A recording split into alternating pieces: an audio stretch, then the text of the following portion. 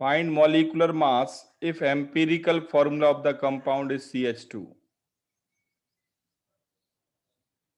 30, 42, 55 and 75.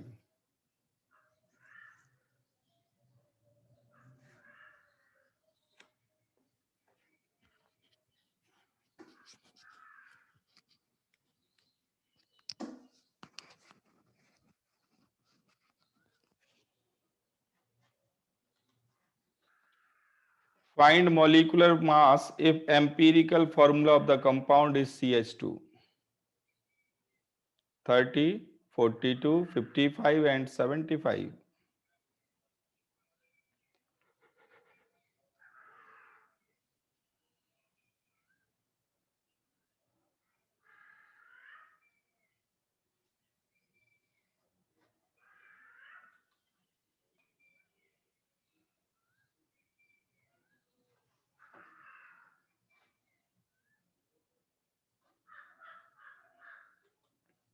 तो बहुत बढ़िया है, मेजॉरिटी बच्चों ने करेक्ट आंसर किया है। एम्पीरिकल फॉर्मूला मास क्या हो जाएगा? फॉर्मूला गिवन है CH2। एम्पीरिकल फॉर्मूला मास होगा 12 + 2 14। तो मॉलिक्यूलर फॉर्मूला मास 14 का मल्टीपल में होगा, 14 का मल्टीपल। तो या तो 14 होता, या 28 होता, या 42 होता, या 56 होता। तो 14 के मल्टीपल में आएगा। Okay, this is problem number 1। तो 14 का मल्टीपल तो 42 ही है।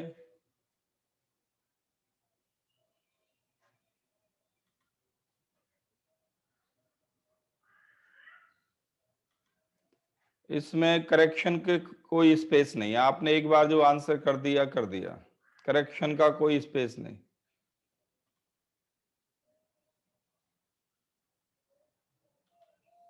Question number 2।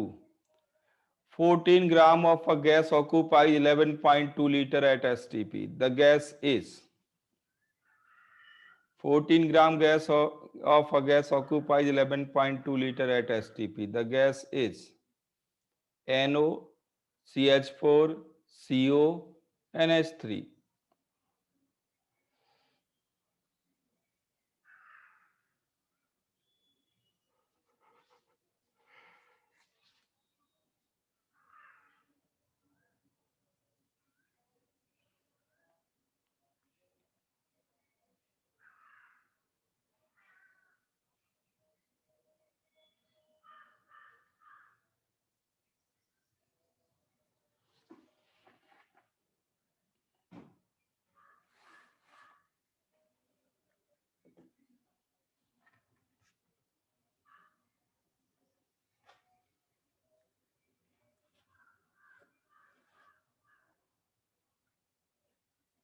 तो मेजॉरिटी ने ठीक आंसर किया, गैस है CO।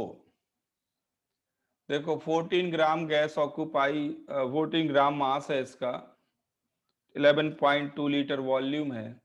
तो 22.4 लीटर गैस कितना ऑक्यूपाई करेगी? 22.4 लीटर गैस जो भी ऑक्यूपाई, 22.4 लीटर का जो भी मास होगा 28 ग्राम, वो होगा मोलर मास। मोलर मास होगा। नहीं तो ऐसे भी कर सकते हैं, 11.2 लीटर में मोल्स कितने आएंगे गैस के? 11.2 लीटर में मोल्स आएंगे 11.2 डिवाइडेड बाई 22.4, और उतने ही मोल्स 14 ग्राम में आने चाहिए।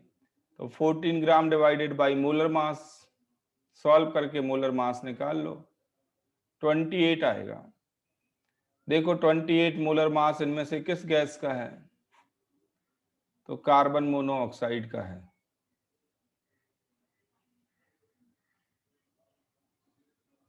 ठीक है, जिन बच्चों ने लेट ज्वाइन किया है वो नीचे देखें, गेम पिन लिखा हुआ है, अभी भी ज्वाइन कर सकते हैं। वो 608944 गेम पिन लिखा हुआ है।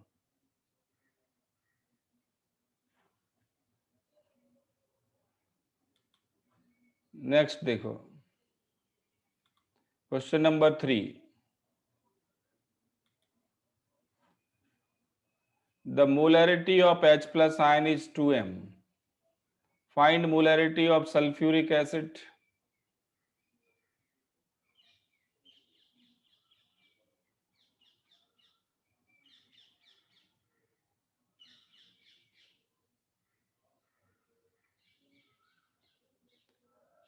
Molarity of H plus ion is 2m. Find molarity of sulfuric acid. Options हैं 2m, 4m, 1.5m, 1m.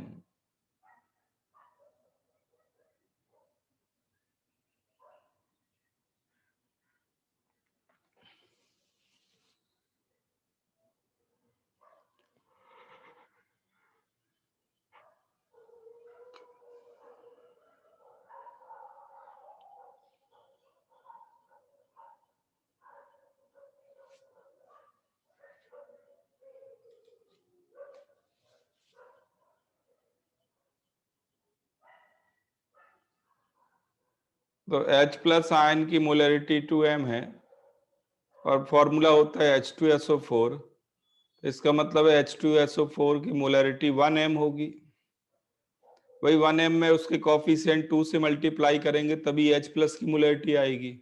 वो 2m गिवन है आपको, तो H2SO4 होगा 1m।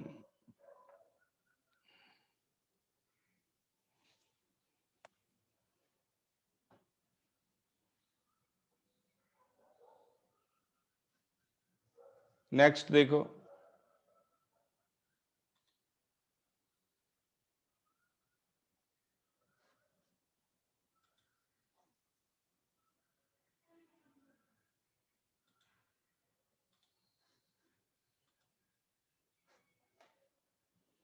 the molarity of Na plus ion in Na2SO4 is 2.0 m। Na plus ion की molarity दी गई है। Find molarity of sulphate ion.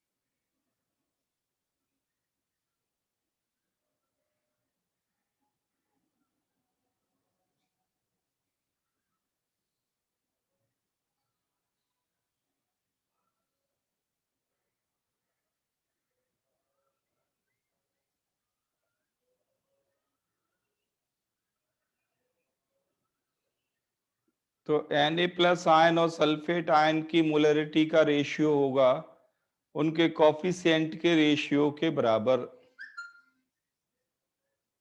Coefficient के रेशियो के बराबर होगा। तो Na प्लस आयन की मोलरिटी 2 है तो सल्फेट आयन की मोलरिटी होगी 1m। मुझे ऐसा लगा कि ये प्रॉब्लम तो सारे बच्चे कर लेंगे क्योंकि पिछली प्रॉब्लम उनने कर ली थी। सिमिलर ही है। चलो नेक्स्ट देखो, fifth problem number. On dilution what happens to molarity? Molarity increases, decreases,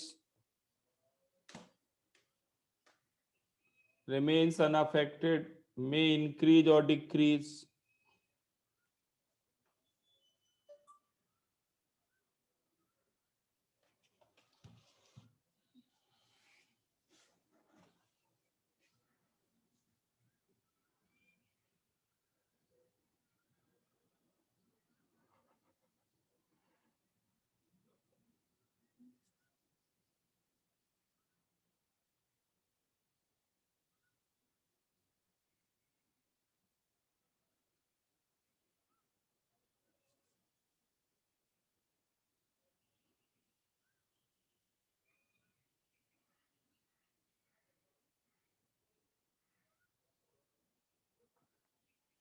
तो डाइल्यूशन करने पे मोलरिटी डिक्रीज करेगी। आप देखिए ये बहुत ही आसान प्रॉब्लम है। फिर भी लगभग आधे बच्चों ने उल्टा आंसर बना लिया। ज्यादा टाइम नहीं लगा, 1 हफ्ता लगा होगा आप लोगों को कुछ का कुछ बनाने में। बहुत ही सिंपल प्रॉब्लम है। डाइल्यूशन में हम वाटर ऐड करते हैं और वाटर ऐड करने से सॉल्वेंट बढ़ गया, सॉल्यूट नहीं, ओवरऑल सॉल्यूशन का वॉल्यूम बढ़ गया। वॉल्यूम बढ़ेगा तो मोलैरिटी डिक्रीज होगी। बहुत ही सिंपल प्रॉब्लम है। तो डाइल्यूशन करने पे मोलैरिटी डिक्रीज करती है।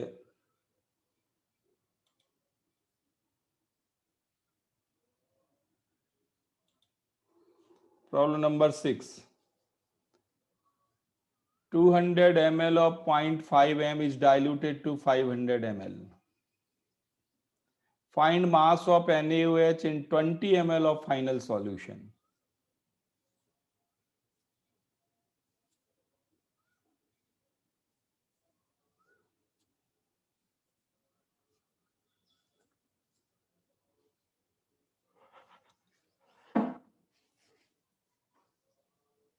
NaOH का मोलर मास 40 है, सीधे लिख लो आप, मोलर मास NaOH का 40।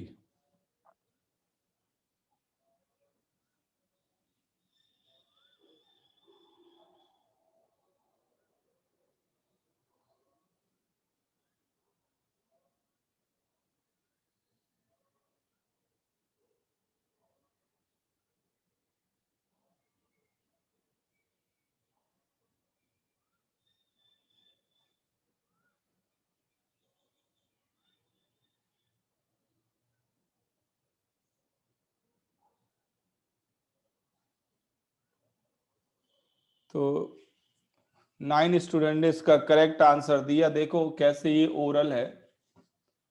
सबसे पहले आप मोलैरिटी इंटू वॉल्यूम कर दो सीधे, तो 0.5 इंटू 0.2 ये हो जाएगा 0.01। 0.01 मोल है NaOH के। वाटर डाल दिया, डाइल्यूटेड टू 500 ml, ध्यान देना, डाइल्यूटेड टू 500 ml का मतलब final volume 500 ml।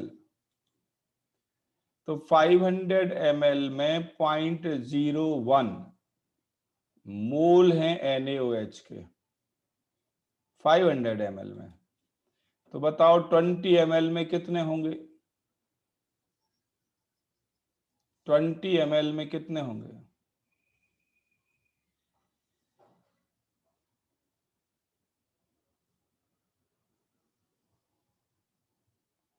Five hundred M L में 0.01 है, तो 20 ml में कितने होंगे?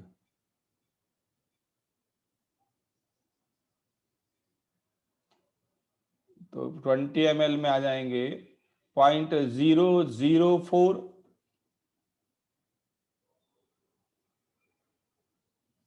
ठीक है ना, 0.4 से फर्दर मल्टीप्लाई कर लो, 0.004 मोल आएंगे NaOH के।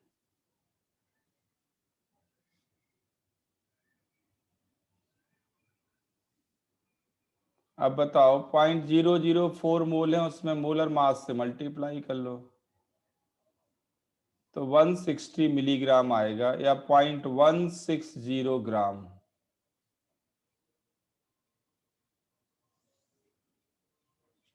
चलो नेक्स्ट प्रॉब्लम देखो।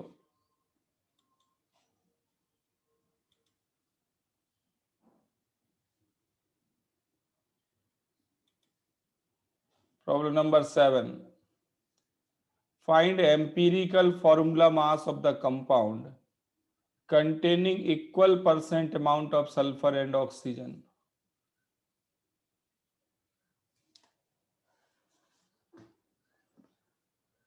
Find empirical formula mass of the compound containing equal percent amount of S and O.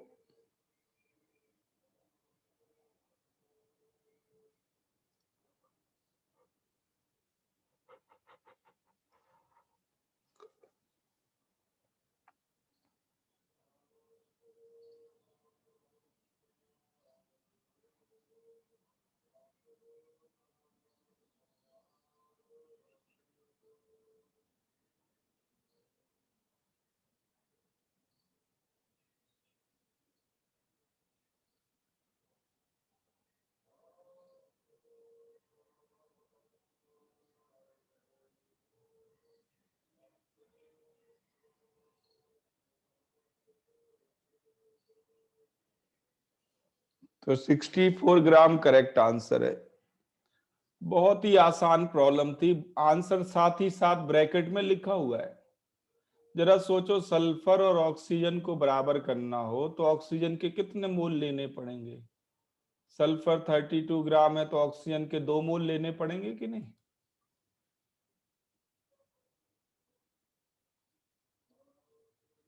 Oxygen के 2 मोल लेने पड़ेंगे।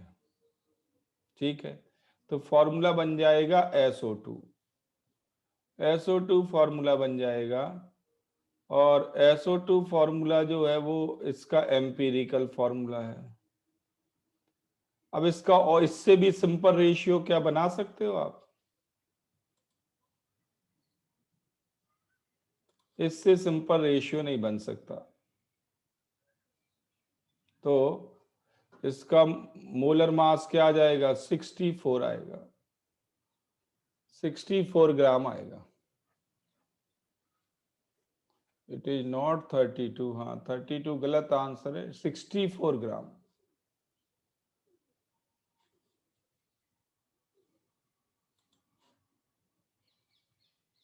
इसमें करेक्शन का स्पेस नहीं है, दोबारा ही इसको सेट करना पड़ेगा फिर।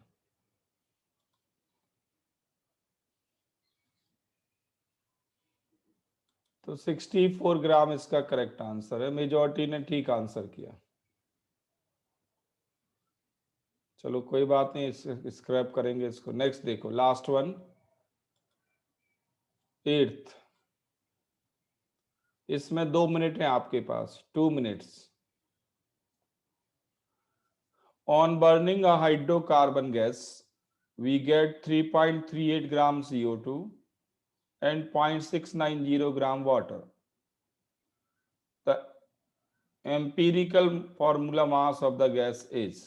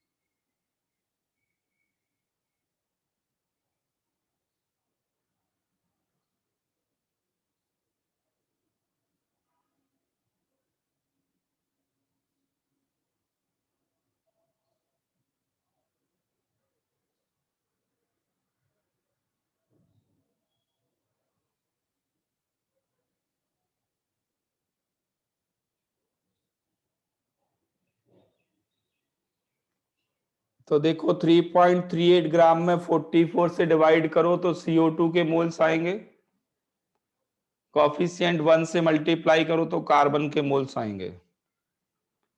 लाइकवाइज 0.690 में 18 से डिवाइड करो तो वाटर के मोल्स आएंगे, और कॉफिशिएंट 2 से मल्टीप्लाई कर दोगे तो हाइड्रोजन के मोल्स आएंगे। आप देखोगे कार्बन और हाइड्रोजन के मोल्स बराबर आए, एम्पिरिकल फॉर्मूला हो जाएगा CH। कार्बन और हाइड्रोजन के मोल्स करके देखो जरा,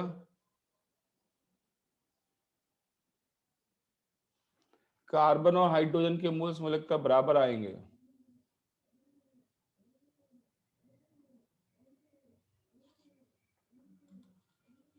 और कार्बन हाइड्रोजन के मोल्स बराबर आएंगे तो एम्पिरिकल फॉर्मूला मास हो जाएगा 14 ग्राम, सॉरी 13 ग्राम, 13 ग्राम। तो इसका आंसर आएगा नन ऑफ दीज।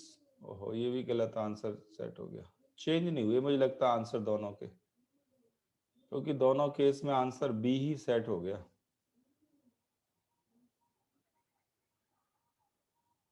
या तो इसका करेक्ट आंसर है none of these. CH empirical formula बनेगा और एम्पिरिकल फॉर्मूला मास आएगा 13।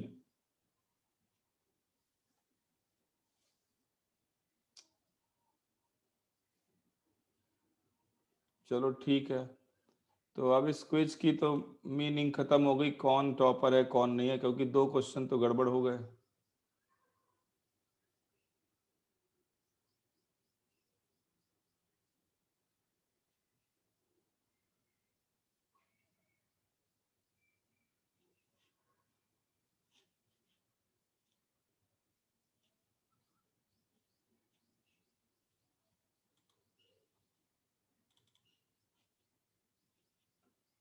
चलो आगे करते हैं। देखो, क्विज को तो आप भूल जाओ, ये क्विज ठीक नहीं है, प्रॉपर नहीं हुई, अगली क्विज कर लेंगे। डेली आपकी क्विज होगी, ध्यान रखना आप तैयारी करके आए।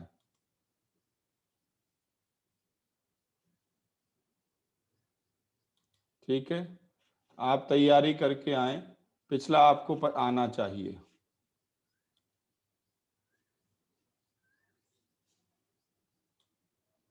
चलो आगे करते हैं। देखो, आज बहुत ही इंपॉर्टेंट टॉपिक लेना है। ये मैक्सिमम बच्चे इस टॉपिक में स्ट्रगल करते हैं, मेजॉरिटी बच्चे इस टॉपिक में स्ट्रगल करते हैं, और वो टॉपिक है नॉर्मेलिटी। लिखो नॉर्मेलिटी।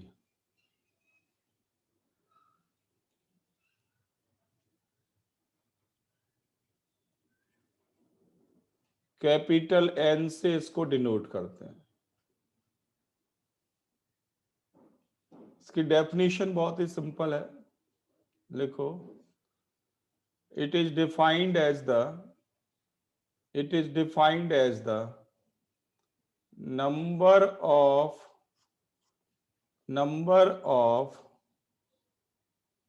अब इसमें मोल नहीं आएगा, number of gram equivalents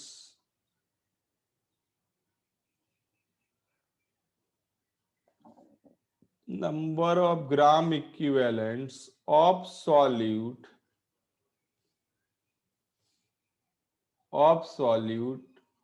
present in 1 liter solution।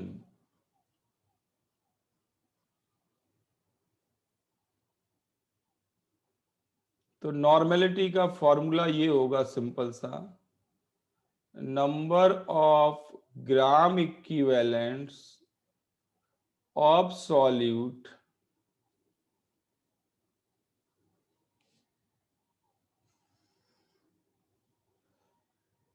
divided by volume of solution in liters, volume of solution in liters। अब यहां पे एक टर्म पहली बार यूज किया मैंने, अब तक कहीं भी यूज नहीं किया, वो है ग्राम इक्विवेलेंट्स।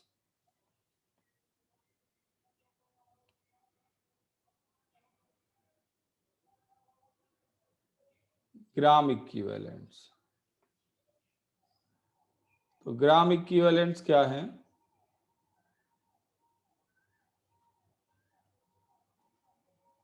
ग्राम इक्विवेलेंट्स क्या होते हैं? आगे मैं बार बार इसको लिखने वाला हूं, तो ये G-E में लिखूंगा, ग्राम इक्विवेलेंट्स। तो ग्राम इक्विवेलेंट्स होते हैं एक्सपेरिमेंटल मास, जो भी मास आपको गिवन होगा इन ग्राम, उसमें डिवाइड करेंगे बाय इक्विवेलेंट मास,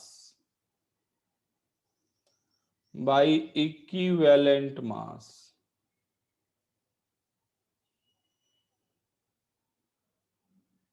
तो एक्सपेरिमेंटल मास सॉल्यूट का आपको दिया जाएगा, तो उसमें ग्राम इक्विवेलेंट्स आप इस तरह से निकालेंगे, experimental mass in gram divided by equivalent mass.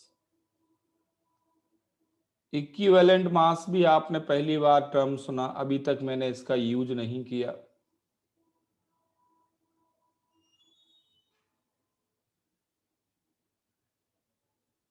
Equivalent mass है क्या, ये पहले तो हम पढ़ेंगे इक्विवेलेंट मास क्या है, फिर ग्राम इक्विवेलेंट निकालेंगे और फिर नॉर्मेलिटी आएगी। तो नॉर्मेलिटी में आपसे अगर कहीं कोई गलती होगी तो वो है इक्विवेलेंट मास के कैलकुलेशन में। अगर इन दोनों फॉर्मूला को रीअरेंज कर दें तो नंबर ऑफ ग्राम इक्विवेलेंट्स हो जाएगा नॉर्मेलिटी इनटू वॉल्यूम, और एक्सपेरिमेंटल मास या मास ऑफ सैंपल क्या हो जाएगा, number of gram equivalents into equivalent mass. तो इन दोनों फॉर्मूला को अगर रीअरेंज कर दें तो आपको क्या मिलेगा, number of gram equivalents equal to normality into volume, और दूसरा फॉर्मूला मिलेगा आपको मास ऑफ सैंपल या mass of solute, mass of solute या एक्सपेरिमेंटल मास जिसको मैंने कहा, ये इक्वल टू क्या हो जाएगा, दूसरे फॉर्मूला को आप रीअरेंज कर रहे हैं इसको, तो नंबर ऑफ ग्राम इक्विवेलेंट्स में मल्टीप्लाई करेंगे इक्विवेलेंट मास से, तो number of gram equivalents multiplied by equivalent mass.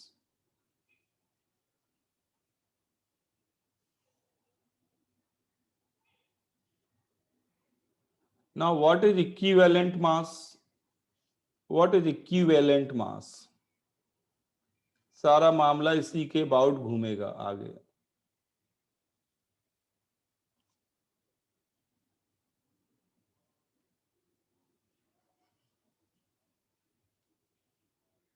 तो देखो एक सिंपल सा एग्जांपल मैं दूं, तो एट प्रेजेंट क्या है, $1 इक्वल टू नियरली ₹73.74, यही चल रहा है।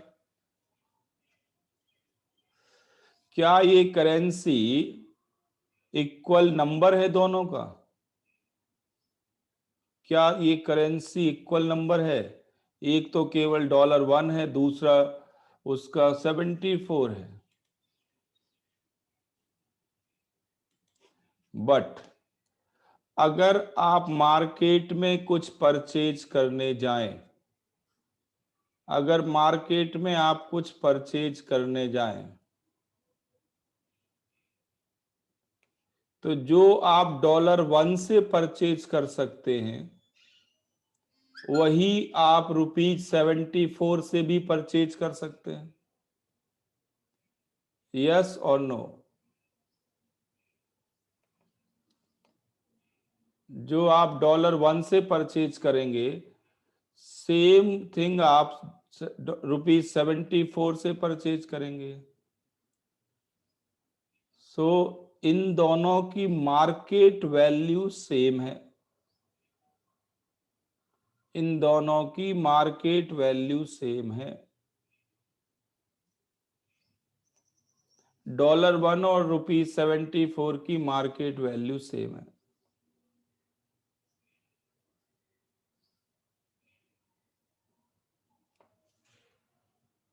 ठीक है,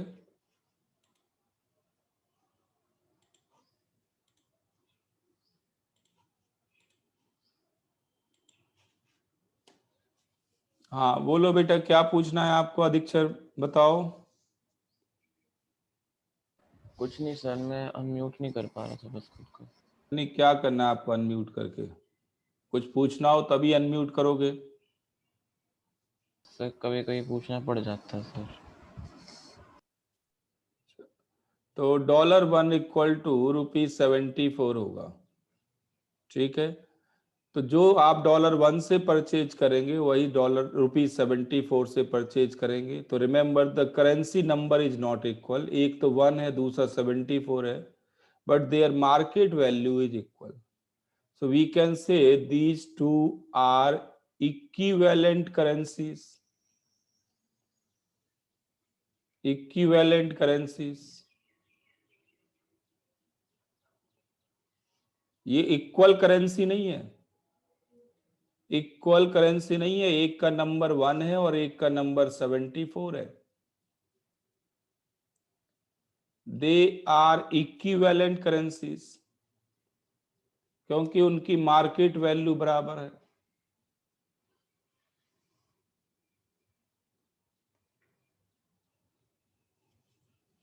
ठीक है। दूसरा, मैं इक्विवेलेंट टर्म की मीनिंग बता रहा हूं। जैसे आप सब लोग अब क्लास 11th में हैं, 10th प्रमोट हो गए, क्लास 11th में हैं। कोई 2 स्टूडेंट क्लास 11th के हैं, ठीक है, कोई 2 स्टूडेंट क्लास 11th के हैं। बताइए इन दोनों में से कौन सा सेंटेंस करेक्ट है? A and B are equal in education, और दूसरा A and B are equivalent in education.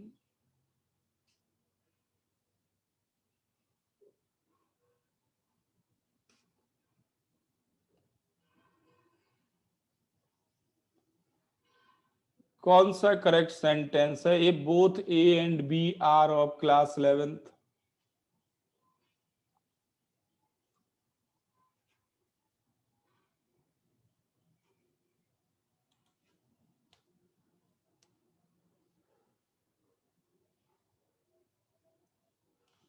तो बिल्कुल ठीक आंसर किया आप लोगों ने। A and B are equivalent in education, not equal in education. कैसे? देखो, सिंपल सा है भाई। मैं जो कुछ पढ़ा रहा हूं उन आप में से किसी को एक ही बार में समझ में आ जाता है, वही चीज किसी को डाउट बन जाती है। इसका मतलब क्या है? You are not equal in education, you are equivalent in education. दूसरा, किसी के मान लीजिए बोर्ड एग्जाम में 90% नंबर है, किसी के बोर्ड एग्जाम में 95% नंबर है, बट आ गए दोनों क्लास 11th में। तो are they equal in education? क्या उनको बराबर नॉलेज है? आंसर है no.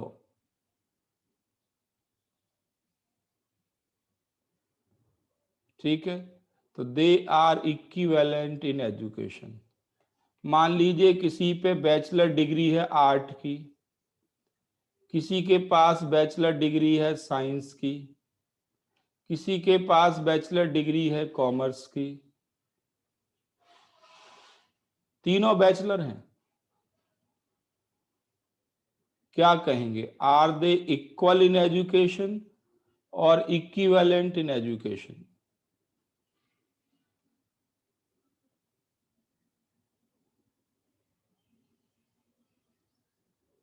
So they are equivalent in education, मतलब मार्केट में इन तीनों की सेम वैल्यू है। अगर ये तीनों यूपीएससी एग्जाम में अपीयर होना चाहें तो हो सकते हैं। अगर ये तीनों सीडीएस एग्जाम देना चाहें तो दे सकते हैं। ग्रेजुएशन लेवल का कोई भी एग्जाम हो, तीनों दे सकते हैं। सिलेक्ट कोई हो अलग बात है, but they are equivalent in education. तीनों की क्वालिफिकेशन बिल्कुल बराबर है। They are bachelor, so they are equivalent in education, not equal in education। तो आई थिंक इक्विवेलेंट टर्म आपको क्लियर हो गया।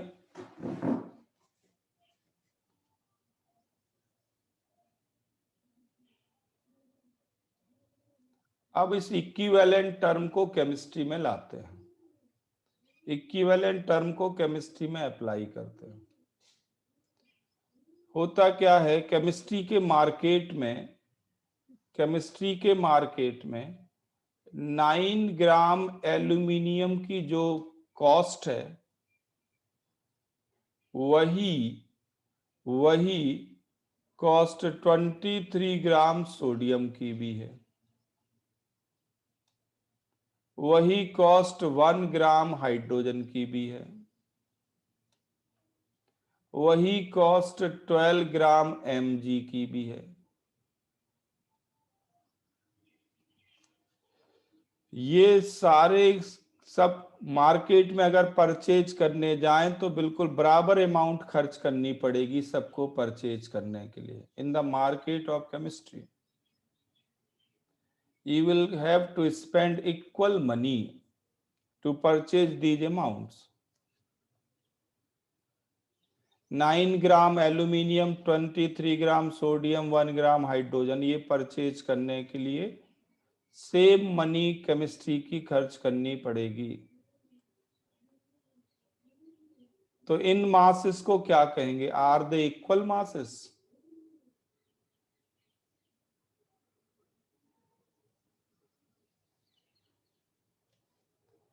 They are not equal masses, बस they are equivalent masses. Equivalent masses क्योंकि इनकी मार्केट वैल्यू बराबर है in the market of chemistry.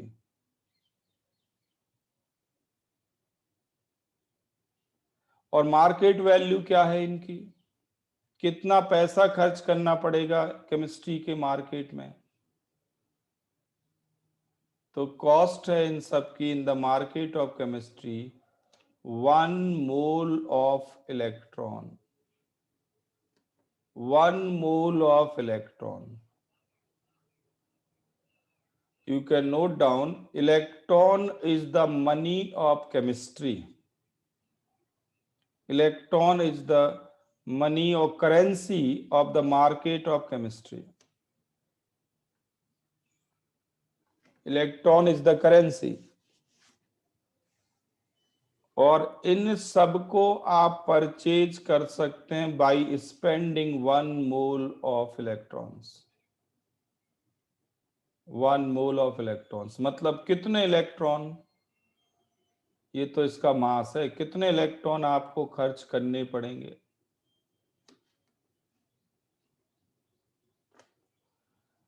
मतलब ये है कि 9 ग्राम एल्यूमिनियम अगर आप परचेज करना चाहते हैं तो 6.022 इंटू 10 की पावर 23 इलेक्ट्रॉन्स आपको खर्चने पड़ेंगे। अगर आप चाहते हो 12 ग्राम Mg तो भी आपको इतने ही खर्च करने पड़ेंगे, सेम।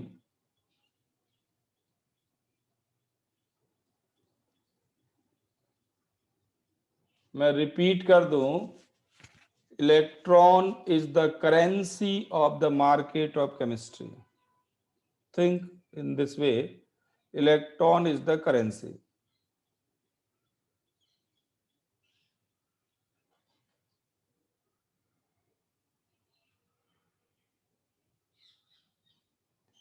तो 9 ग्राम एंड 12 ग्राम क्या हो गए? Are the equal masses?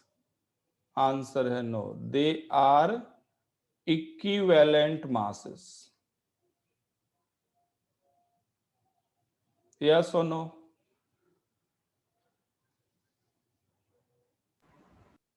Yes. तो सोचिए जरा सोचिए, इक्विवेलेंट मास की डेफिनेशन क्या बनेगी? इक्विवेलेंट मास की डेफिनेशन क्या बनेगी?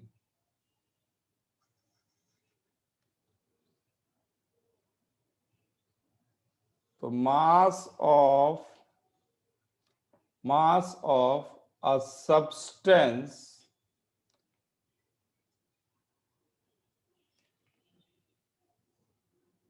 associated with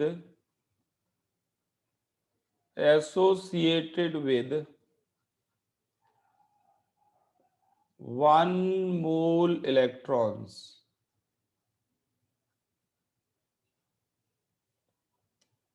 mass of a substance associated with 1 mole electrons.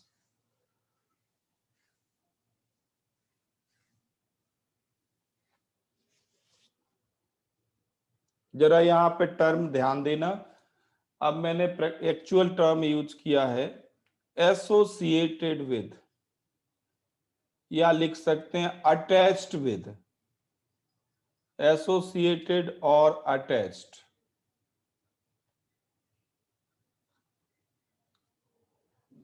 देखो कैसे सोचना है, आपको ये मालूम है कि किसी भी रिएक्शन में या किसी भी कंपाउंड के साथ अगर एल्यूमिनियम जाता है, ये तो फ्री एल्यूमिनियम है, फ्री एल्यूमिनियम के इक्विवेलेंट मास का कोई मतलब नहीं, इक्विवेलेंट मास का फ्री एलिमेंट के लिए कोई मतलब नहीं है। इक्विवेलेंट मास तो रिलेटिव है ना। मैं रिपीट कर दूं यहां पे, मान लीजिए दुनिया में केवल एक ही करेंसी चलती जो वो है रुपीस। अगर दुनिया में एक ही करेंसी चलती रुपीस, तो क्या इक्विवेलेंट टर्म आता?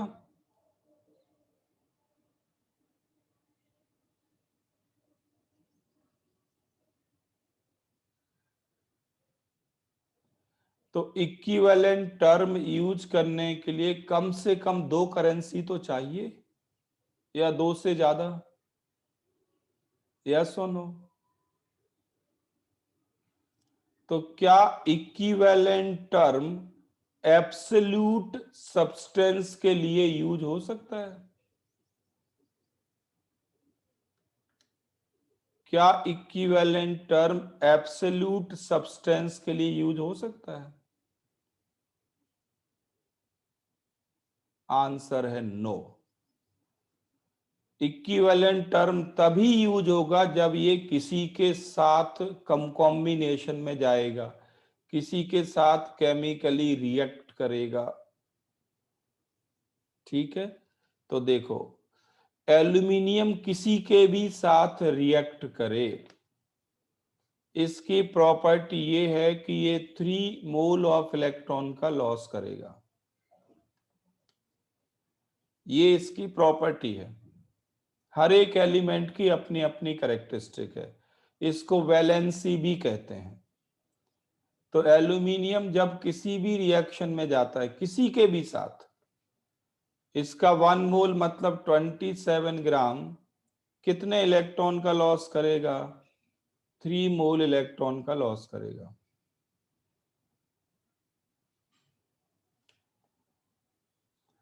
अगर Mg किसी के साथ रिएक्शन में जाता है तो कितने मोल ऑफ इलेक्ट्रॉन का लॉस करेगा?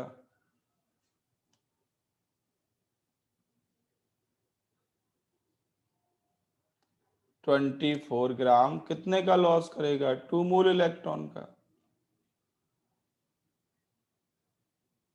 तो बताओ 1 मोल इलेक्ट्रॉन से कितना एल्यूमिनियम परचेज कर सकते हैं? 1 मोल इलेक्ट्रॉन से कितना एल्यूमिनियम का मास अटैच्ड है? और 1 मोल इलेक्ट्रॉन Mg के हो तो उसका कितना मास अटैच्ड है?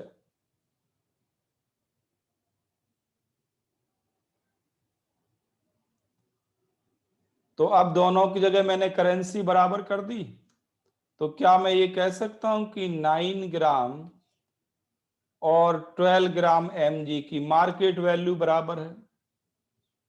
9 ग्राम एल्यूमिनियम और 12 ग्राम Mg की केमिस्ट्री के मार्केट में वैल्यू बराबर है, और वो बराबर वैल्यू क्या है? 1 मोल ऑफ इलेक्ट्रॉन। तो 9 ग्राम और 12 ग्राम क्या हो गए? Equivalent masses. यस और नो?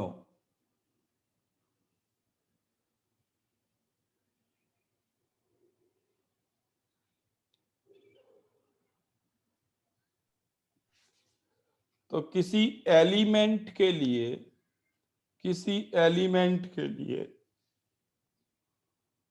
इक्विवेलेंट मास की डेफिनेशन क्या हुई? For an element equivalent mass हो जाएगा उसका atomic mass divided by valency. Can I right this?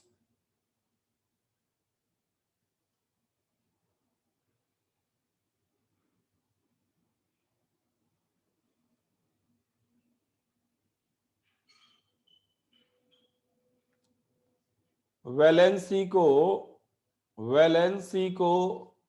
Books में नॉर्मली और प्राइवेट बुक्स में, कोई स्टैंडर्ड नहीं है ये, प्राइवेट बुक्स में इसको एन फैक्टर कह देते हैं.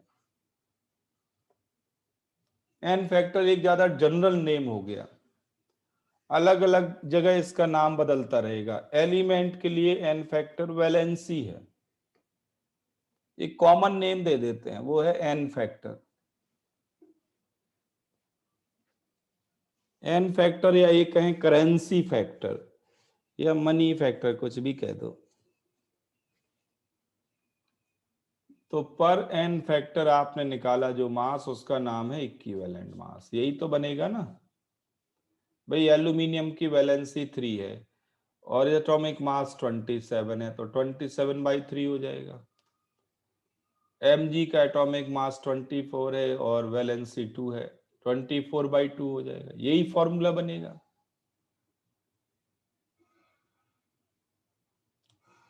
तो क्या इक्विवेलेंट मास फिक्स्ड हो सकता है?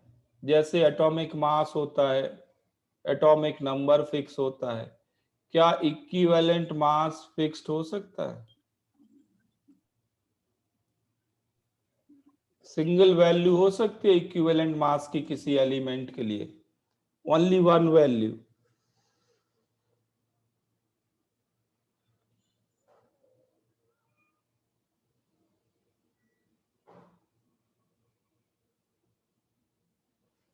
तो आंसर है इक्विवेलेंट मास फिक्स्ड वैल्यू नहीं हो सकती. इसका रीजन ये है कि कुछ एलिमेंट ऐसे भी हैं, कुछ क्या बहुत सारे एलिमेंट ऐसे हैं जो एक जगह पे 2 इलेक्ट्रॉन देना पसंद करते हैं, बट दूसरी जगह पे 3 इलेक्ट्रॉन देना पसंद करते हैं. मतलब कई एलिमेंट ऐसे हैं जिनकी वैलेंसी वेरिएबल है, और अगर वैलेंसी वेरिएबल होगी तो इक्विवेलेंट मास भी वेरिएबल होगा.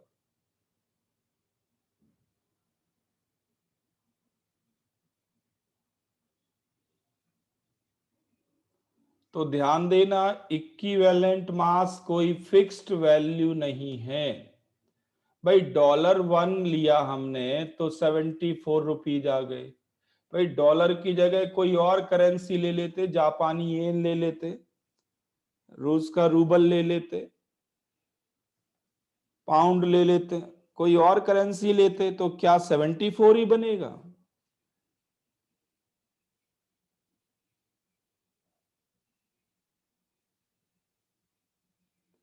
तो अलग अलग कंट्री में जाएंगे तो अलग अलग कन्वर्जन रेट बनेगी ना, अलग अलग इक्विवेलेंट पॉइंट आएगा. यस और नो?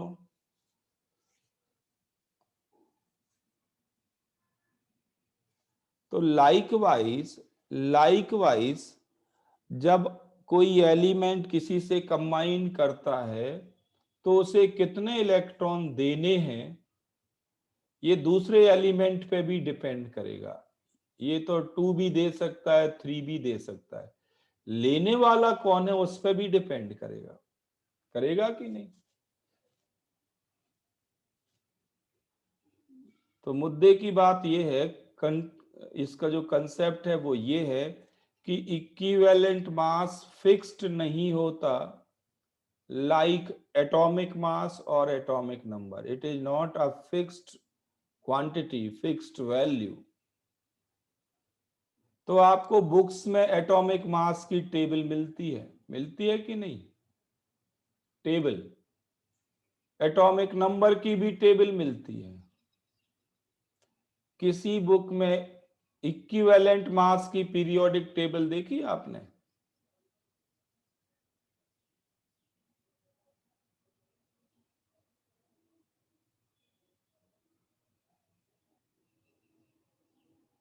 इक्विवेलेंट मास की क्यों नहीं देते?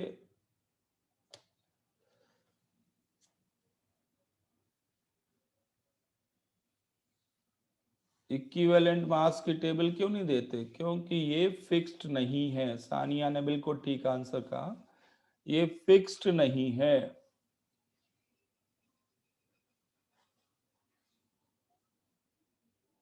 आई बात समझ में? एनसीईआरटी में या किसी और बुक में इक्विवेलेंट मास की टेबल क्यों नहीं है? अब देखो एक और एग्जांपल से आपको समझाता हूं। जैसे O2 मॉलिक्यूल है, किसी रिएक्शन में ये ऑक्साइड में कन्वर्ट हो गया, इसका नाम है ऑक्साइड। और ये किसी रिएक्शन में पेरोक्साइड में भी जाता है। O2 आयन का नाम है पेरोक्साइड। है तो O2 ही, बट किसी रिएक्शन में इसने 4 इलेक्ट्रॉन लिए, किसी रिएक्शन में इसने 2 इलेक्ट्रॉन लिए। ये तो डिपेंड करता है कि इलेक्ट्रॉन देने वाला कौन है। बट कहीं ये 2 लेता है, कहीं ये 4 लेता है। तो क्या दोनों में इक्विवेलेंट मास इसके बराबर आएंगे?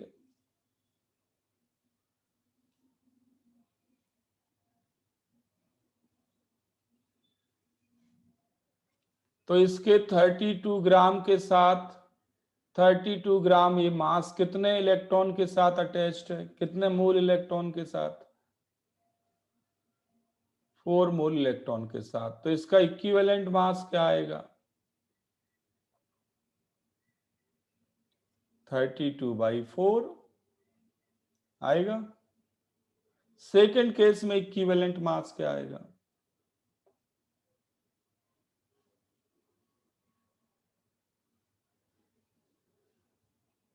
32/2।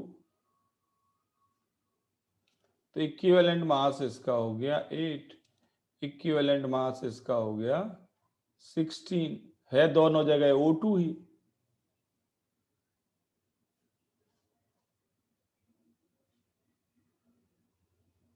बट ध्यान देना, ऐसा नहीं है कि सबके इक्विवेलेंट मास अलग अलग होंगे, कई वैल्यू होंगी। कुछ की वैलेंसी, कुछ के इलेक्ट्रॉन लेने और देने की हैबिट फिक्स्ड भी है। जैसे सोडियम किसी के भी साथ रिएक्ट करे, किसी के भी साथ,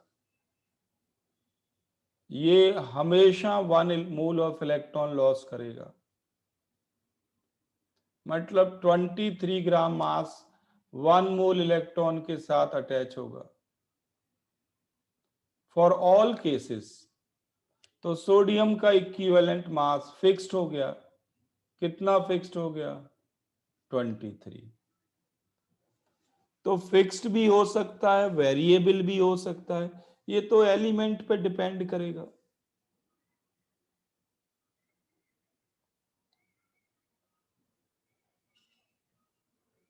ठीक है, तो ये आगे जब आप पीरियोडिक टेबल पढ़ेंगे तब आपको ये चीजें और स्पष्ट हो जाएंगी, समझ में आ जाएंगी। अभी तो आपको मैं लॉजिक की बात कर रहा हूं, वो ये कि इक्विवेलेंट मास वेरिएबल हो सकता है, it is not fixed value like atomic mass और एटॉमिक नंबर।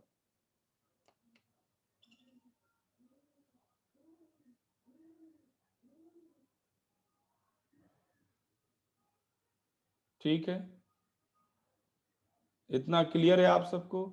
तो ये जो वैल्यूज हैं, ये सारी वैल्यूज को हमने एक नाम दे दिया, इनको कहते हैं एन फैक्टर।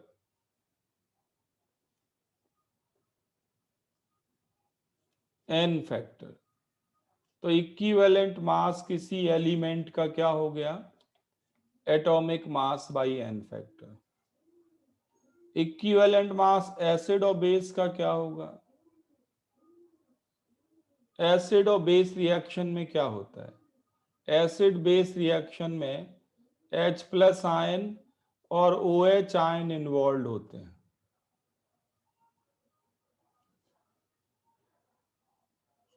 तो इनके लिए n फैक्टर क्या है? इनके लिए n फैक्टर हैं H प्लस आयन और OH आयन। तो n factor of acid equal to H plus consumed. Reaction में H प्लस कितने कंज्यूम्ड हुए? n फैक्टर ऑफ बेस क्या होगा?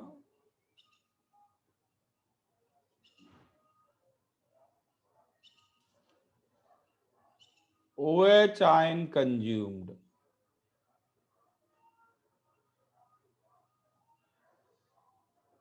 तो एसिड बेस रिएक्शन में आपको H प्लस और OH देखने हैं, और एसिड बेस रिएक्शन में ये भी फिक्स्ड है, H plus consumed will always be equal to OH ion consumed. बिल्कुल बराबर कंज्यूम होंगे ये, क्योंकि 1 mole H plus 1 mole OH से रिएक्ट करेगा तो वाटर बनेगा।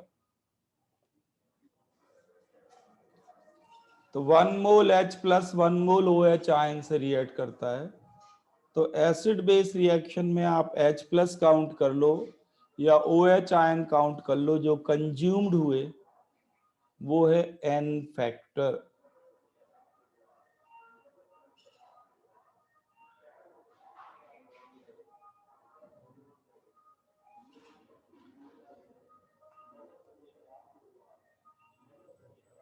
समझ में आ रहा है आप सबको? इस एक एग्जाम्पल से समझ में आ जाएगा। जैसे मेरे पास है H2SO4, इसमें मैंने NaOH डाल दिया, बना दिया NaHSO4 प्लस H2O। इसका मोलर मास आपको याद हो गया होगा 98 होता है। बताओ H2SO4 का इक्विवेलेंट मास कितना इस रिएक्शन में?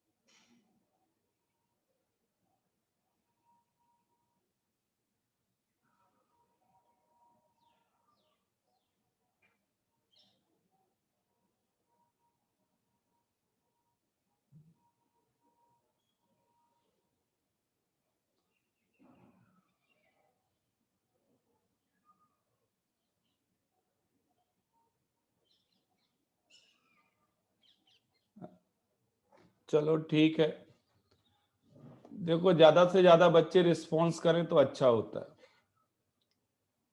तो इस रिएक्शन में इसका इक्विवेलेंट मास है 49 ग्राम। इसका मास है, सॉरी 49 नहीं, 98 ग्राम। 98 gram is the equivalent mass. सबका आंसर 49 दे के 49 निकल गया। सबने आंसर 49 दिया है। इसका मास है, इक्विवेलेंट मास 98 ग्राम। इक्विवेलेंट मास क्या होगा? वो है molar mass divided by n factor. और n फैक्टर क्या है एसिड के या बेस के लिए? एसिड के लिए लिखना है तो आप लिखोगे H प्लस कंज्यूम्ड। जरा देखें कितने H प्लस कंज्यूम्ड हुए, रिएक्शन देखो। एक ही H प्लस तो कंज्यूम हुआ। H2SO4 में से 2 H हैं। प्रोडक्ट देखें जरा ध्यान से, कितने H प्लस कंज्यूम हुए? एक ही कंज्यूम हुआ ना। वैसे भी आपको मैंने बताया कि जितने H+ कंज्यूम होंगे उतने ही OH कंज्यूम होते हैं। साफ दिख रहा है कि OH तो एक ही कंज्यूम हुआ, एक ही OH है, और OH एक कंज्यूम होगा तो H भी एक ही जाएगा। तो N फैक्टर हो गया 1, इक्विवेलेंट मास हो गया 98 ग्राम। किसी को कोई प्रॉब्लम है ये 98 ग्राम समझने में? क्लीन लिखा हुआ है, प्लीज यहां ध्यान से पढ़ें। मैंने ये नहीं कहा कि एसिड का N factor number of H+ ion है। I did not say number of H+ ion. I did not say number of H+ ion. I said H+ consumed. OH ion consumed. Meaning समझ पा रहे हो आप मैं क्या बोल रहा हूं?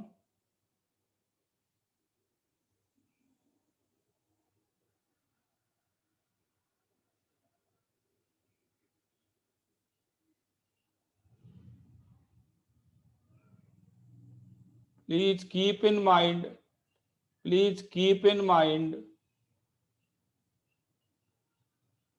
that we do not need to count total H+ in a reaction, total OH ion in a reaction. Think H+ consumed or OH ion consumed.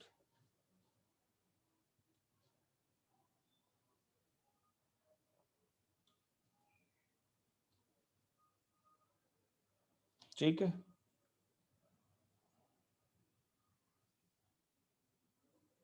H+ ion consumed और OH आयन कंज्यूम्ड।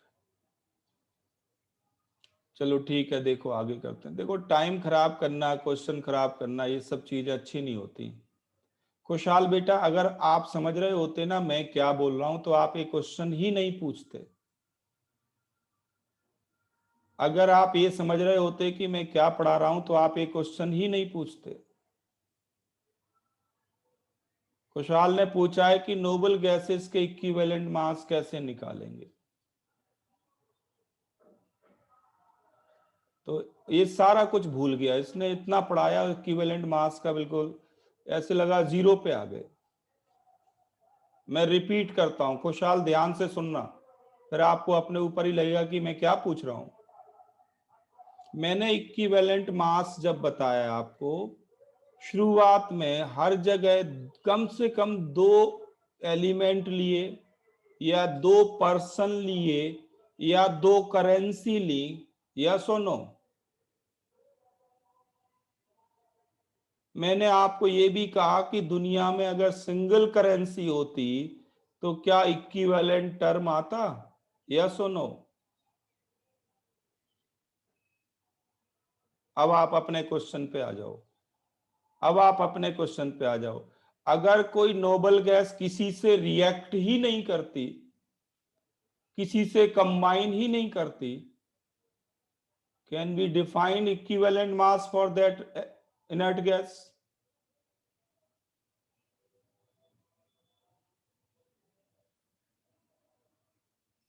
भाई equivalent means conversion, equivalent means conversion. तो अगर कोई inert gas किसी से combine ना करे तो उसका इक्विवेलेंट मास डिफाइन नहीं है, और अगर कोई कंबाइन करे तो डिफाइंड है। फिर हम अपने इसी तरीके से डिफाइन करेंगे। इनर्ट गैसेस हैं helium, neon, argon, krypton, xenon, radon, ये इनर्ट गैसेस हैं। क्रिप्टॉन के भी कंपाउंड बन जाते हैं, जीनॉन के सबसे ज्यादा बनते हैं, रेडॉन रेडियो एक्टिव होता है। तो ये तो आगे की कहानी है, जब आप पढ़ते जाएंगे बेटा इनऑर्गेनिक केमिस्ट्री कि कौन कौन कंपाउंड बनाएगा। मैं इस खिचड़ी में नहीं जाना चाहता, मैं आपको आइडिया दे रहा हूं बेटा, एक कंसेप्ट दे रहा हूं कि अगर कोई एलिमेंट किसी के साथ कॉम्बिनेशन में जाता है, अगर कोई एलिमेंट किसी के साथ कॉम्बिनेशन में जाता है तो उस रिएक्शन में हम देखेंगे कि उसने कितने इलेक्ट्रॉन का लॉस किया या कितने इलेक्ट्रॉन का गेन किया। अगर वो एसिड बेस है तो कितने H+ का उसने कंज्यूम हुए या कितने OH कंज्यूम हुए। If that substance that element goes in reaction, goes in combination, goes in decomposition, goes in redox reaction, anything, it must associate, it must react with some other one. और अगर ये react नहीं करता तो फिर उसका equivalent mass define ही नहीं हो सकता। Please note down, equivalent mass could not be defined for isolated element. Inert gas तो छोड़िए, मैंने आपको यहां तक बताया कि अगर आपके पास फ्री एल्यूमिनियम है तो क्या इक्विवेलेंट मास डिफाइन है?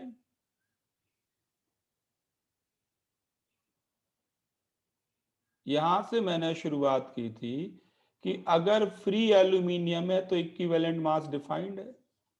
आंसर है नो। तो ऐसा लगता है कि खुशहाल ये सारी कहानी भूल गया, सारा कुछ भूल गया, सीधे उसे क्वेश्चन पूछने पे पहुंच गया। तो बेटा आपका जो क्वेश्चन है मैं कितनी बार उसको समझा चुका हूं कि जो किसी से कंबाइन नहीं करेगा उसका इक्विवेलेंट मास डिफाइंड नहीं है। अभी भी कोई कंफ्यूजन है?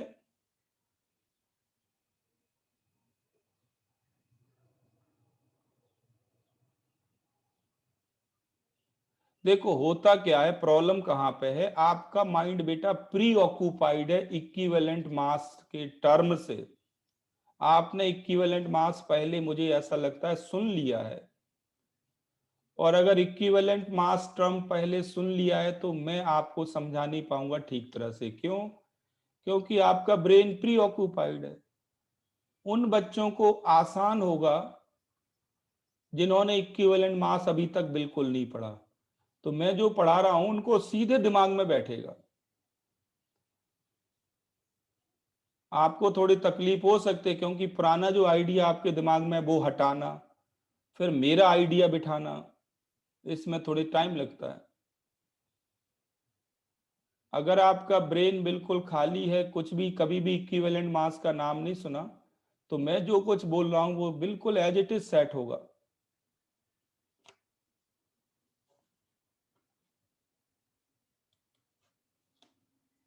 किसी को कोई दिक्कत है अभी तक जो कुछ किया उसमें? जल्दी बोलो।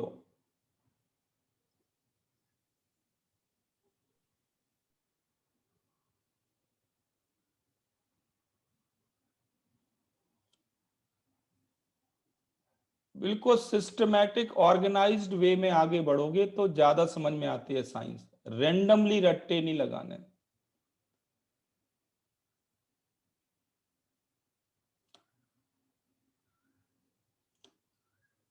तो देखो मैं इसकी बात करने जा रहा था कि H2SO4 में अगर आप 2 मोल NaOH डाल दें क्या मिलेगा?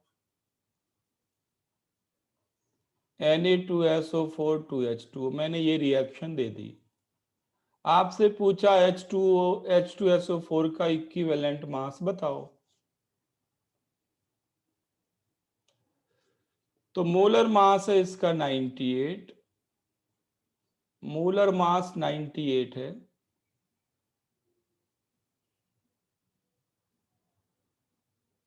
और N फैक्टर क्या है?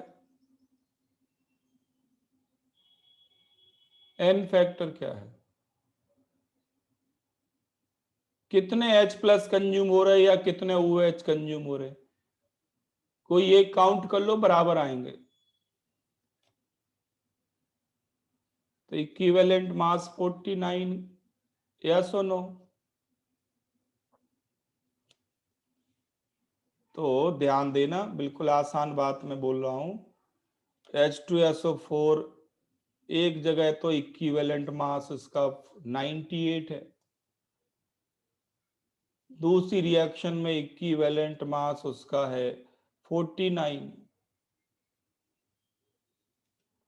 तो इक्विवेलेंट मास वेरिएबल क्वांटिटी है, नॉट नॉट फिक्स्ड क्वांटिटी। आ गया समझ में सबको? हमें तो उस रिएक्शन में सोचना पड़ेगा ना कि उस रिएक्शन में क्या हुआ, उस गिवन एक्सपेरिमेंटल सेटअप में क्या हुआ।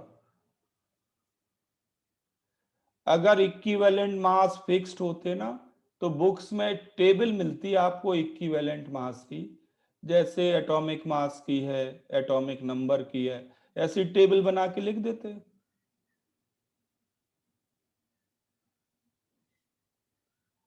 तो एसिड बेस रिएक्शन में आप H प्लस आयन काउंट कर लो या OH आयन काउंट कर लो, और अगर काउंट नहीं कर पा रहे हो तो H2O गिन लो। सबसे बढ़िया तो ये है, अगर 1 मोल H2O बनता है तो समझ लेना एक H प्लस और एक OH कंज्यूम हुआ। अंशुमन ने बिल्कुल ठीक कहा, बहुत बढ़िया लॉजिक निकाला कि अगर 1 मोल H2O बनता है तो समझ लेना कि एक H प्लस और एक OH कंज्यूम हुआ। 2 मोल H2O बनता है तो समझ लेना कि 2H प्लस 2OH कंज्यूम हुए। एसिड बेस रिएक्शन में तो वाटर देख लो आप, एक H प्लस और एक OH कंज्यूम होता है तो एक मोल H2O बनेगा ना। तो सबसे बढ़िया है आप वाटर देख लो, वाटर देख लो आप, एक मोल H2O बना तो समझ लेना n फैक्टर 1 है, 2 मोल H2O बना तो समझ लेना n फैक्टर 2 है। हो गई बात पूरी।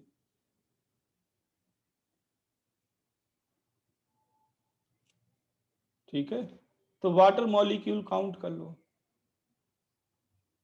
अब मान लीजिए प्रॉब्लम आपसे ऐसे पूछी जाए, what is the equivalent mass of H2O, equivalent mass of H2SO4, sorry, कोई रिएक्शन ना दें,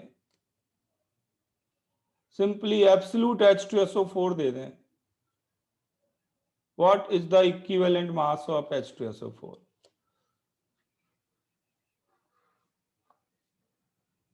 ऐसे केस में क्या करें?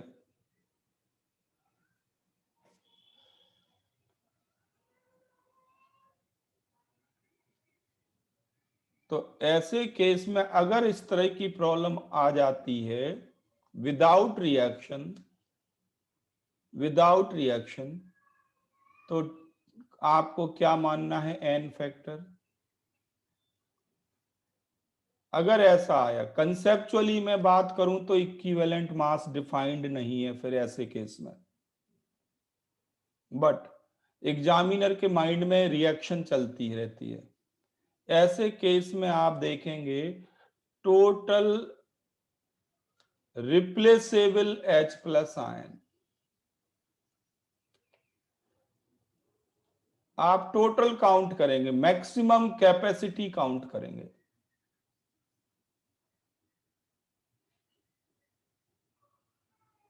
बात समझ में आ रही? बाय डिफॉल्ट क्या लेना, अगर ऐसी कोई प्रॉब्लम आती है कि H2SO4 का इक्विवेलेंट मास बताइए, then what you have to consider,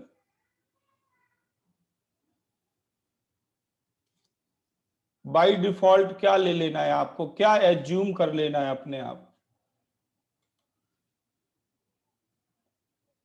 आपको उस एसिड की या उस बेस की मैक्सिमम कैपेसिटी ले लेनी है कि टोटल रिप्लेसेबल H प्लस इसमें कितने हैं या टोटल रिप्लेसेबल OH आयन कितने हैं।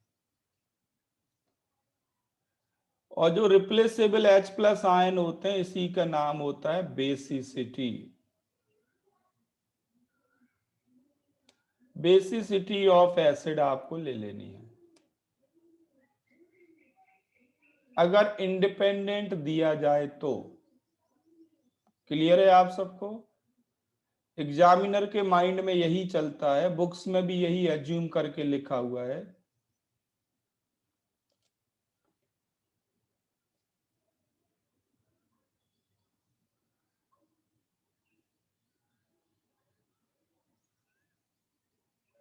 बुक्स में भी यही एज्यूम करके लिखा होता है। तो अगर कोई इंडिपेंडेंट एसिड या बेस दिया जाए तो आप क्या करेंगे, बेसिसिटी ऑफ एसिड ले लेंगे या एसिडिटी ऑफ बेस ले लेंगे। तो ऐसे केस में इसका इक्विवेलेंट मास होगा 98/249। बाय डिफॉल्ट आपको टोटल H प्लस काउंट कर लेना है।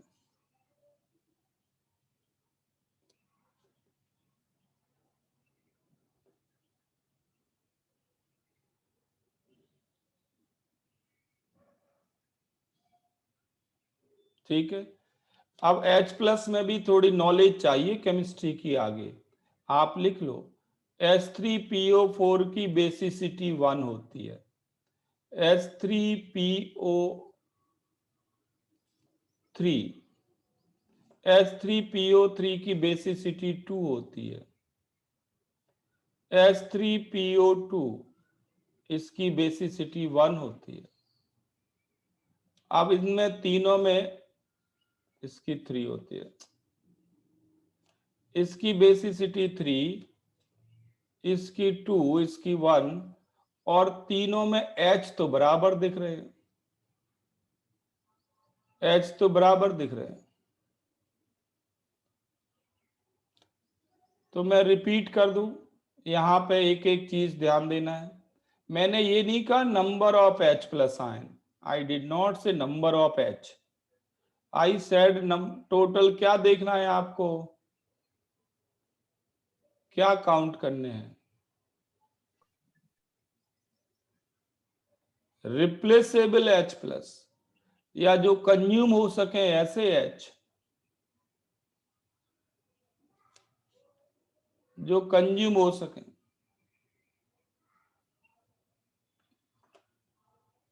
तो H3PO4 की बेसिसिटी 3 होती है, H3PO3 की 2 होती है, H3PO2 की 1 होती है। ये आपको याद कर लेना है, अभी ये याद कर लो।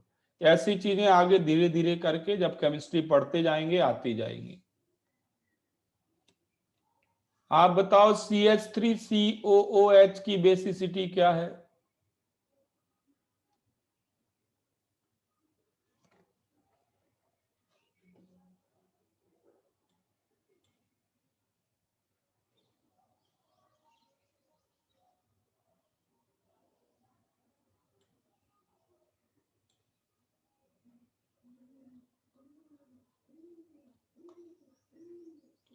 अब इसमें टोटल H तो 4 है, टोटल H तो 4 है, बट इसकी बेसिसिटी है 1।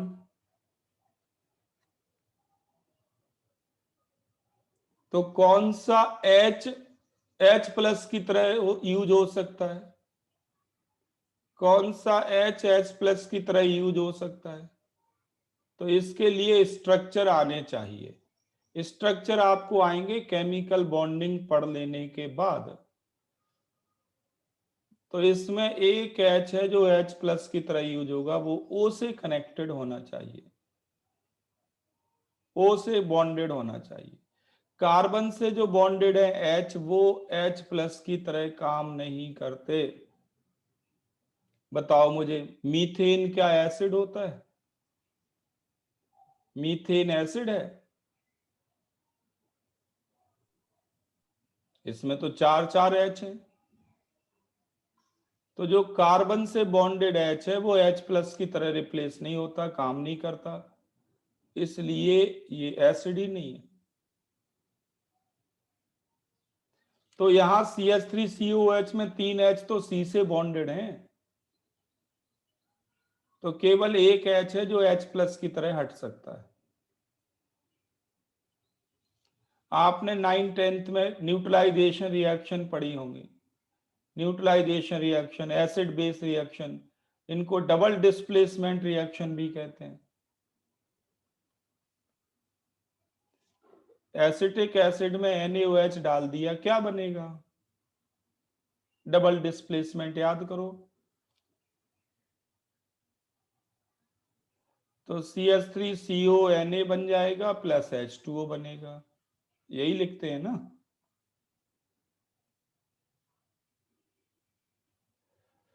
जरा सोचो CH3CONA बना, कौन सा H रिप्लेस हुआ और कितने H रिप्लेस हुए? CH वाला H रिप्लेस हुआ या OH वाला H? तो OH वाला H रिप्लेस हुआ, CH वाला तो नहीं हुआ ना। तो बेसिसिटी में ये H थोड़ी काउंट होंगे, बेसिसिटी में तो केवल ये H काउंट होगा। तो लाइकवाइज यहाँ भी वही लॉजिक है, H3PO2 में है तो तीन तीन H हैं, बट वो किसी काम के नहीं, काम का तो केवल एक ही है जो H प्लस की तरह यूज हो सकता है, एक ही H है जो H प्लस की तरह यूज आप कर सकते हैं, जो O से बॉन्डेड है। तो H3PO2 की बेसिसिटी 1 हो गई। तो ये बेसिसिटी और एसिडिटी का आइडिया आपको लगेगा जैसे जैसे आप केमिस्ट्री पढ़ेंगे।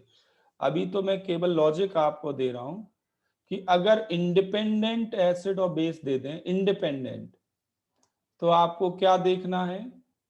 उनकी मैक्सिमम कैपेसिटी देखनी है। मैक्सिमम H प्लस कितने हैं, मैक्सिमम OH कितने हैं। एज्यूम करेंगे कि किसी रिएक्शन में ये जब भी ये जाएगा पूरी तरह से कंज्यूम हो रहा है।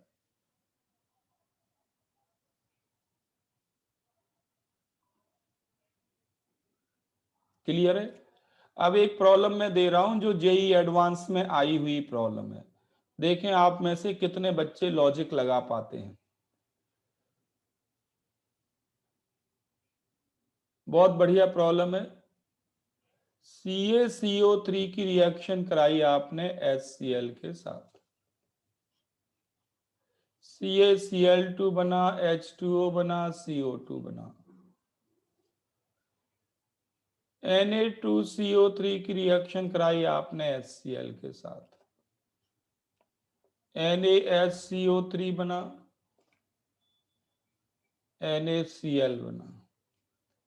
Na2CO3 की एक और रिएक्शन आपके पास है,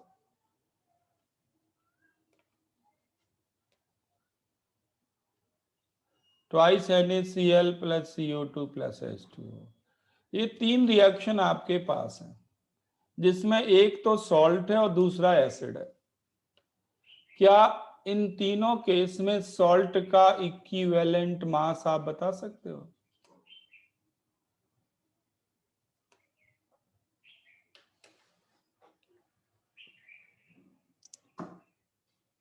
ये फ्रीक्वेंटली आने वाली प्रॉब्लम में से है।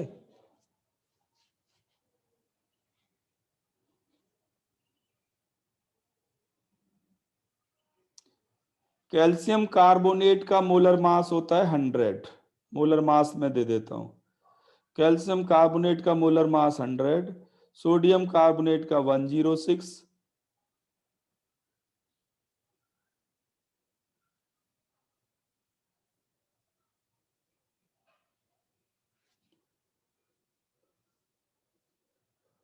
तो इस सॉल्ट का इक्विवेलेंट मास क्या होगा?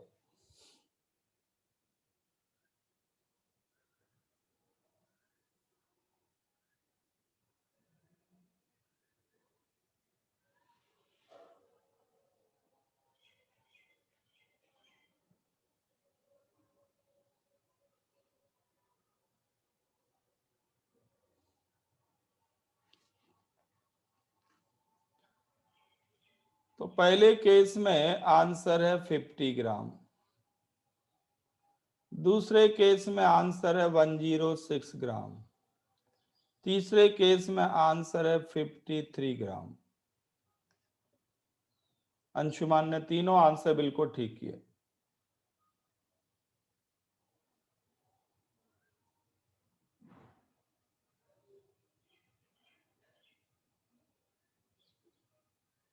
तीनों आंसर करेक्ट किए।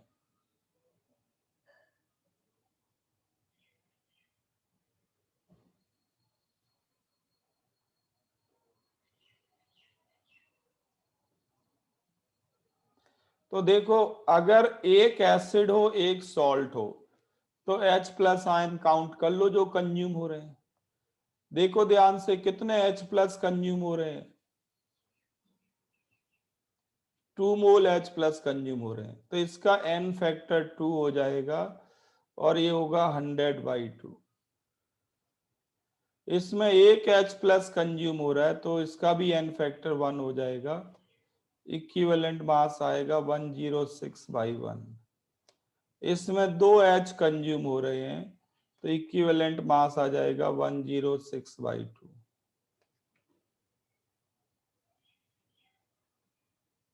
तो अगर एक एसिड हो दूसरा सॉल्ट हो, या एक बेस हो दूसरा सॉल्ट हो, इक्विवेलेंट मास सॉल्ट का बता सकते हैं?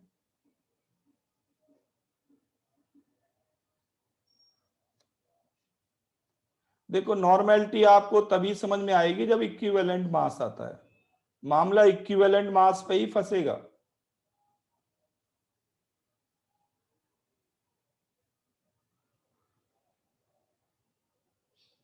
अच्छा चलो, ये रिएक्शन है, अमोनिया की रिएक्शन HCl से हमने कराई, अमोनियम क्लोराइड बन गया।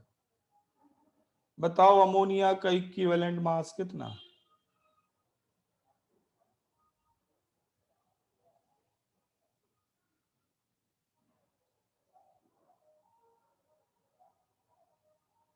तो n फैक्टर 1 होगा, 17/1 आएगा। क्लियर है सबको?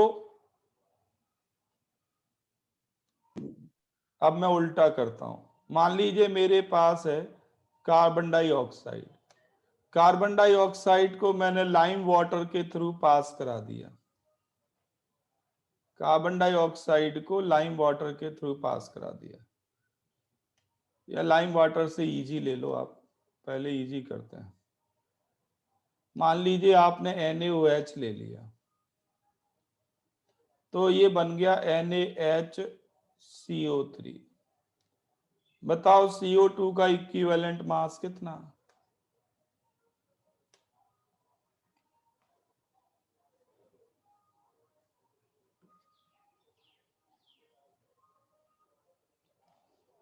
तो CO2 का इक्विवेलेंट मास हो जाएगा 44/1।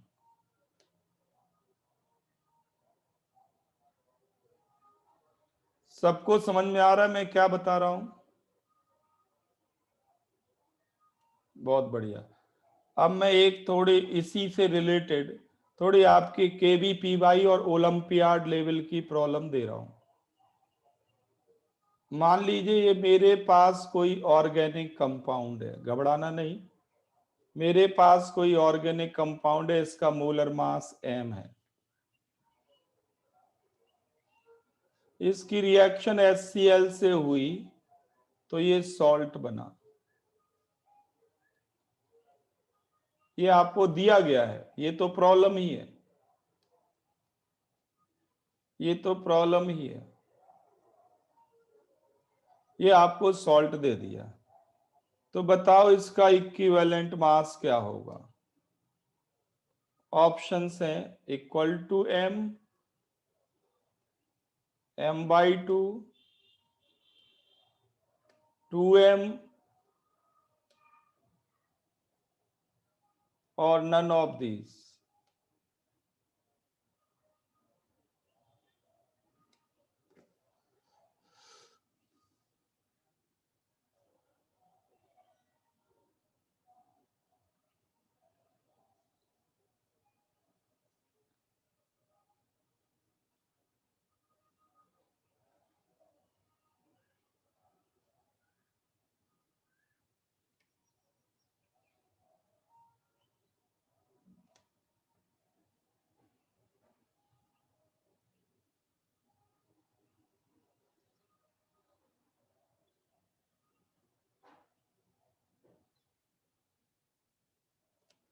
तो करेक्ट आंसर है m/2। मोलर मास और n फैक्टर क्या हो जाएगा इसका? n फैक्टर 2 है।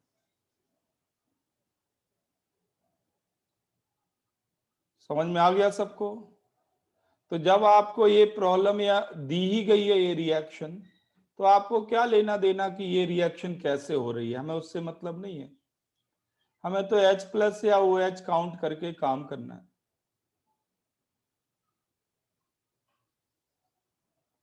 तो एसिड बेस सॉल्ट इनके इक्विवेलेंट मास आप निकाल लेंगे।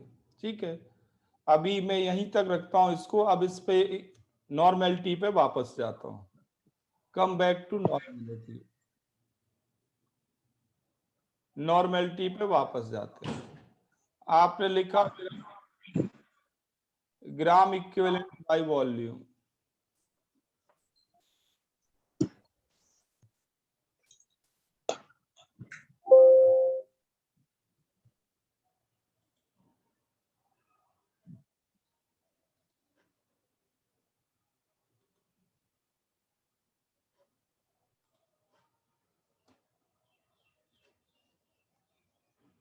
ग्राम इक्विवेलेंट बाय वॉल्यूम। और ग्राम इक्विवेलेंट आपको मैंने बताया how to find number of gram equivalents. जो भी मास दिया जाए एक्सपेरिमेंटल मास में किससे डिवाइड करो? उसके इक्विवेलेंट मास से।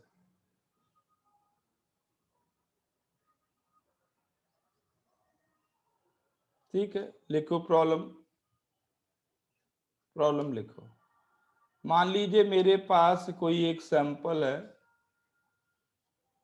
कैल्शियम हाइड्रोक्साइड का। कैल्शियम हाइड्रोक्साइड का सैंपल है। ठीक है, इसका मोलर मास से 37 ग्राम दिया गया है। सॉरी, इसका मास। और वॉल्यूम क्या है? वॉल्यूम इसका है से 1200 ml। नॉर्मेलिटी बताओ क्या होगी सॉल्यूशन की? नॉर्मेलिटी।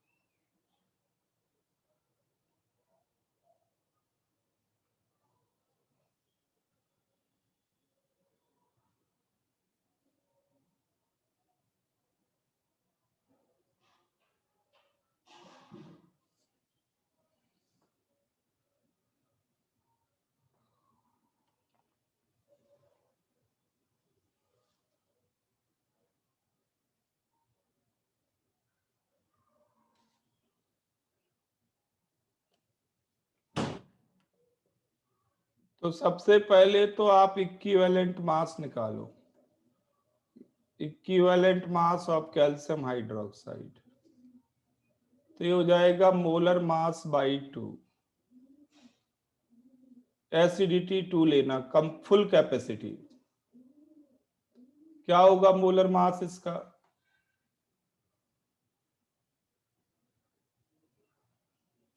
74 बाई 2। इक्विवेलेंट मास आ गया 37। नंबर ऑफ ग्राम इक्विवेलेंट्स क्या होंगे?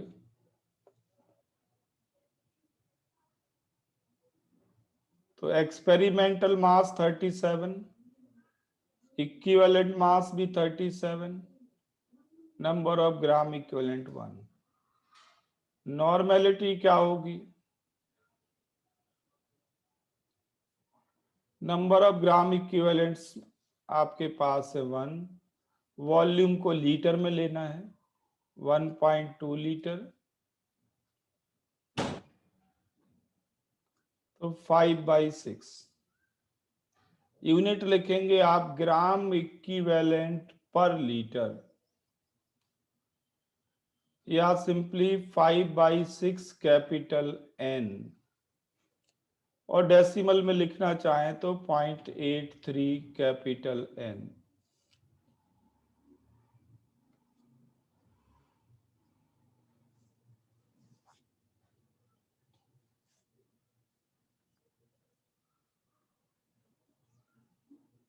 आ गया समझ में सबको?